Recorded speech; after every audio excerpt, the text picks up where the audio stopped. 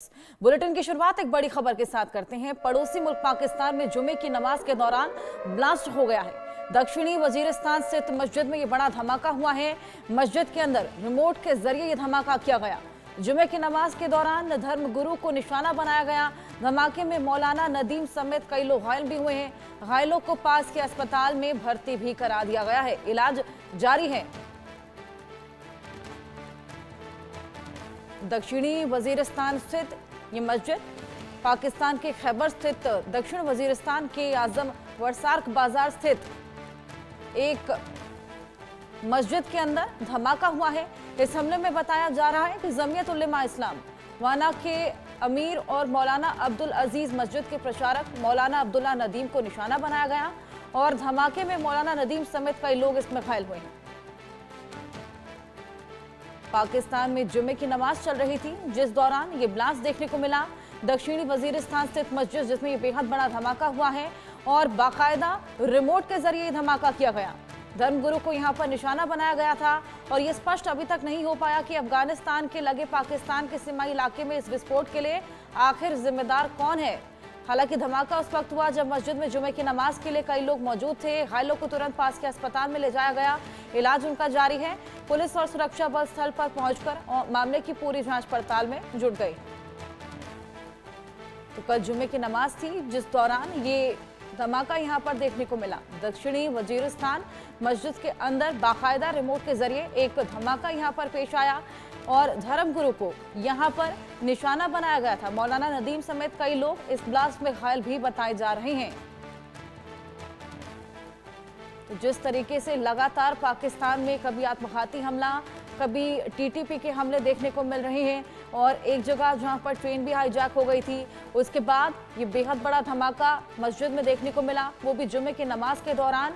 ये अपने आप में तमाम कठिनाइयां यहां पर पाकिस्तान के लिए खड़ी करता है। जिस तरीके से लगातार दोहरी तिहरी मार यहां पर पाकिस्तान को झेलनी पड़ रही है। पाकिस्तान इससे कांप उठा है, थरथरा उठा है। हालांकि सुरक्षा बल स्थल पर पहुंचे हुए हैं, मामले की जांच पड़ताल भी शुरू कर दी है। अजय जंडियाल हमारे सहयोगी हमारे साथ जुड़ गए हैं। अजय, लगातार पाकिस्तान में हमले हो रहे हैं, कभी टीटीपी हमला कर रहा है, कभी ट्रेन हाईजैक हो रही है और अब ये जुमे की नमाज के दौरान यहाँ पर एक हमला देखने को मिला और यहाँ पर धर्मगुरु को निशाना बनाया गया था। क्या कुछ और जानकारी इसको लेकर? देखिए, बिल्कुल अगर आप देखें तो ये पहला वाकया नहीं है। कुछ दिन पहले भी एक मस्जिद पर हमला हुआ था जिसमें टीटीपी के संरक्षक कहे जाने वाले एक मौलाना थे, मौलाना मजीद, उनको जो है निशाना बनाने का प्रयास किया गया था और टीटीपी ने इल्जाम लगाया था कि ये पाकिस्तानी सेना द्वारा एक जो सपोर्टेड एक ग्रुप है उसके द्वारा ये किया गया था। तो ये लगातार पाकिस्तान में हमले कोई भी करे, हमले अगर आप देखें तो लगातार बढ़ते जा रहे हैं और इन हमलों में अगर आप देखें तो जिस तरीके से लगातार लोगों की जान जा रही है वो अपने आप में बताता है कि कैसे पाकिस्तान इस वक्त दहला हुआ है। पिछले अगर आप देखें तो 3 दिनों में 4 हमले, पहले ट्रेन हाईजैकिंग, उसके बाद एक सेना की चौकी पर, सेना के कैंप पर हमला, उसके बाद बलूचिस्तान में पुलिस पोस्ट पर हमला, वहां से उसके बाद जो है अब ये मस्जिद पर हमला। तो ये लगातार हमले जो बढ़ रहे हैं पाकिस्तान में वो एक बड़ी चिंता का विषय है पाकिस्तान के लिए कि पाकिस्तान के अंदरूनी हालात इस वक्त क्या हो चुके हैं और दुनिया इस वक्त कहीं ना कहीं देख रही है पाकिस्तान की ओर कि आखिरकार हमलों की वजह क्या है। और हमलों की वजह अगर आप देखें, आतंकी घटनाएं जो बढ़ी हैं, एक तो आतंकवाद वो घर में जिसको पैदा किया, पाला पोसा, वो आतंकवाद, और दूसरी तरफ पाकिस्तान में जो लोग रहते हैं उन लोगों की आवाज ना सुने जाने के बाद इस तरह का व्यवहार उनका जो है वो अपने आप में बताता है कि पाकिस्तान इस वक्त या ना तो वहाँ गवर्नमेंट है, ना वहाँ किसी तरह का शासन है। बिल्कुल अजय, वहाँ किसी भी तरीके का शासन अभी देखने को नहीं मिल पा रहा है और मामला वहां पर लगातार बिगड़ता चला जा रहा है। ये जो मस्जिद में हमला हुआ था, क्या पता लग पाया है कि इसकी जिम्मेदारी किसने ली है? ये हमला किसने किया था? क्या ये टीटीपी द्वारा ही किया गया था? देखिए, अभी तक किसी भी ग्रुप ने इसकी जिम्मेदारी नहीं ली है और जिस तरीके से हमला हुआ है, मस्जिदों पर हमले, अगर आप देखें खैबर पख्तूनख्वा में होने वाले हमले जो हैं वो ज्यादातर टीटीपी के जिम्मे रहते हैं या फिर या दूसरा जो रिबेल ग्रुप है जो सेना की मदद देता है, वो इस तरह के हमलों को अंजाम देता है जब टीटीपी के लोगों को निशाना बनाना होता है। तो यही 2 ग्रुप हैं और तीसरी तरफ बीएलए है बलूचिस्तान में जो लगातार जो है सेना पर हमलावर है। तो अभी तक इसकी जिम्मेदारी नहीं ली है, मगर जानकारी के मुताबिक मस्जिद में उस समय धमाका किया गया जब वहां पर एक धर्मगुरु जो है वो नमाज पढ़ने के लिए थे। जैसे ही उन्हें देखा तो एक रिमोट बम से इस धमाके को किया गया और जैसे धमाका हुआ उसमें कहीं बच्चे कहीं बड़े जो हैं वो जख्मी हो गए। उसके तुरंत बाद सुरक्षा बल भी वहां पे पहुंचे हैं, उनको इवैक्यूएट करके अस्पताल पहुंचाया गया है। मगर तस्वीरें अपने आप में बताती हैं कि कितना खौफनाक मंजर वो रहा होगा जब लोग अपने नमाज अता कर रहे थे और खासतौर पर जुम्मे के दिन अगर रमजान के मौके पर जो है वहां पे मुस्लिम इकट्ठा हुए थे जो नमाज के लिए, उन्हें निशाना बनाया गया।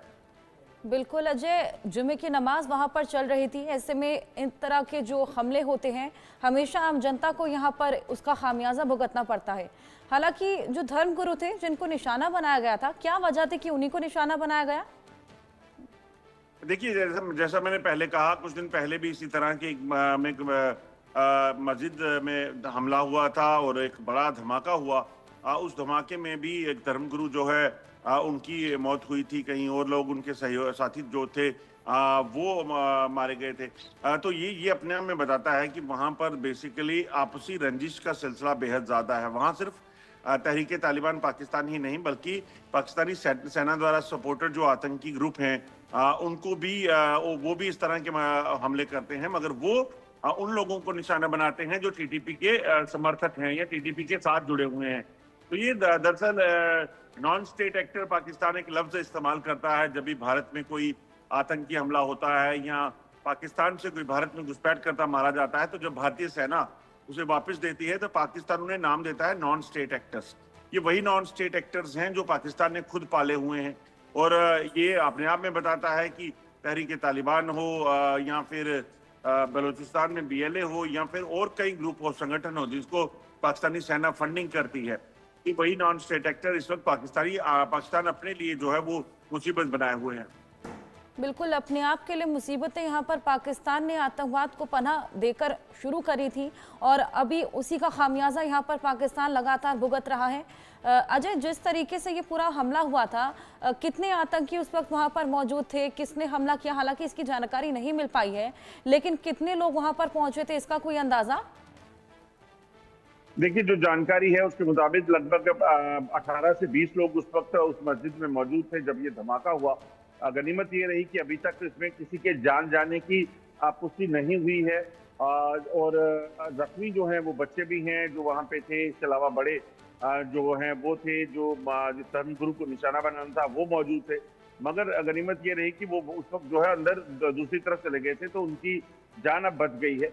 और जो लोग थे जख्मी हुए हैं उन बच्चों में, उनकी हालत काफी गंभीर बताई जा रही है।